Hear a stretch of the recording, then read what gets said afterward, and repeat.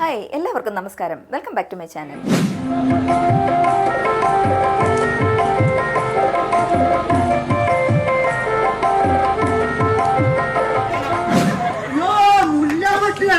പല്ല് പിന്നെ മുല്ല വെട്ടാൻ വെച്ച് പൂരം പുഴുവൊക്കെ കയറി അടിക്കുമല്ല. പിന്നെ കണ്ണിന്റെ ആരുവാണെങ്കിൽ പറയണ്ട, ഒരേ സമയം അവിടെ നോക്കും ഇവിടെ നോക്കും, അങ്ങനത്തെ കണ്ണ്.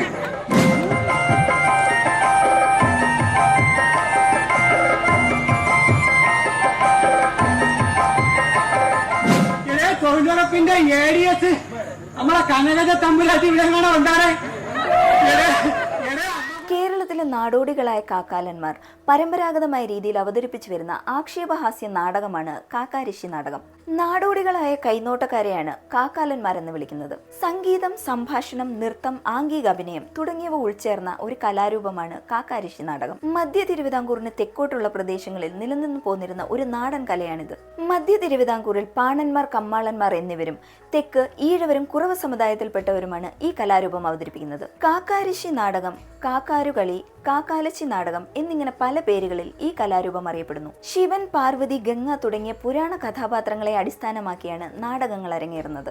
ഇവർ കാക്കാലന്മാരുടെ ഇടയിൽ ജനിക്കുന്നതായാണ് കഥയുടെ പ്രധാന ചട്ടക്കൂട്.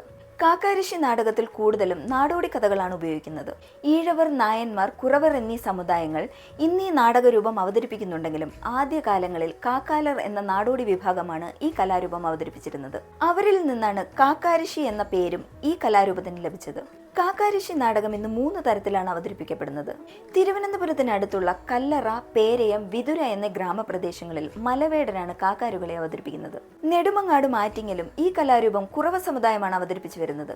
ഈ നൃത്തരൂപത്തിൽ ആകൃഷ്ടരായി ഈഴവരും നായന്മാരും കാക്കാരശ്ശി നാടകം അവതരിപ്പിച്ചു വരുന്നതാണ് 3ാമത്തെ തരം. ഗ്രാമപ്രദേശങ്ങളിൽ മാത്രം ഒതുങ്ങി നിന്നിരുന്ന ഈ കലാരൂപം നഗരങ്ങളിലുള്ളവരെ ആകർഷിക്കുകയും കൂടുതൽ ആളുകൾ ഈ കലാരൂപത്തെ വളർത്താൻ സഹായിക്കുകയും ചെയ്തിട്ടുണ്ട്. തമിഴ്നാട്ടിൽ നിന്നാണ് കാക്കാരശ്ശി നാടകത്തിന്റെ ഉത്ഭവം. വേടരുകളി എന്നറിയപ്പെടുന്ന ഒന്നിൽ നിന്നാണ് തമിഴ്നാട്ടിലെ മലവേടർ അവതരിപ്പിക്കുന്ന കാക്കാരശ്ശി നാടകം ഉത്ഭവം കൊണ്ടത്. ഇന്നും കാക്കാലന്മാർ നാടോടി പാരമ്പര്യം ഏറെക്കുറെ കാത്തുസൂക്ഷിക്കുന്നു. ഹസ്തരേഖാശാസ്ത്രം, പക്ഷിശാസ്ത്രം തുടങ്ങിയ ജോലികളും അവർ ചെയ്തു വരുന്നു. തമിഴും മലയാളവും കലർന്ന ഭാഷയാണ് അവർ ഉപയോഗിക്കുന്നത്. കാക്കാലന്മാർ കത്തുന്ന പന്തവുമായി സദസ്യരുടെ ഇടയിലൂടെ അരങ്ങിൽ പ്രവേശിക്കുന്നതോടുകൂടി നാടകം ആരംഭിക്കുന്നു. കളിയരങ്ങിലേക്ക് കാക്കാന്റെ പിന്നിലായി വരുന്ന തമ്പ്രാനുമായുള്ള ചോദ്യോത്തരങ്ങളിലൂടെയാണ് കളിയുടെ ആരംഭം. കളി ഏകദേശം 4 മണിക്കൂറോളം നീണ്ടു നിൽക്കും. കളിക്കിടയിൽ പല ഉപകഥകളും കൂട്ടിച്ചേർക്കാറുണ്ട്. ഇത് കളിയുടെ ദൈർഘ്യം കൂട്ടുന്നു. പ്രാകൃത രീതിയിലുള്ള വേഷവിധാനങ്ങളാണ് ഇവർ ഉപയോഗിക്കുന്നത്. വാദ്യോപകരണങ്ങളായി ഇലത്താളം, ഗഞ്ചിറ, കൈമണി, മൃദംഗം എന്നിവ ഉപയോഗിക്കുന്നു. കളിയുടെ കഥാസന്ദർഭത്തിനനുസരിച്ച് കാക്കാന്മാർ സ്വന്തം രീതിയിൽ പുരാണ കഥകളെ വ്യാഖ്യാനിക്കുന്ന പതിവും കാക്കാരശ്ശി നാടകത്തിനുണ്ട്.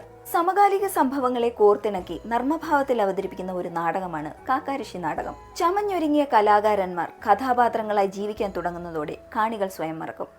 ലളിതമായ അവതരണ ശൈലി കൊണ്ടും നിത്യജീവിതത്തിലെ സന്ദർഭങ്ങൾ വിഷയമാക്കുന്നതുകൊണ്ടും സാധാരണക്കാരോട് നന്നായി സംവദിക്കുന്ന ഒരു നാടൻ കലാരൂപമാണ് കാക്കാരശ്ശി നാടകം. അടുത്തൊരു വീഡിയോയുമായി ഉടനെ കാണാം.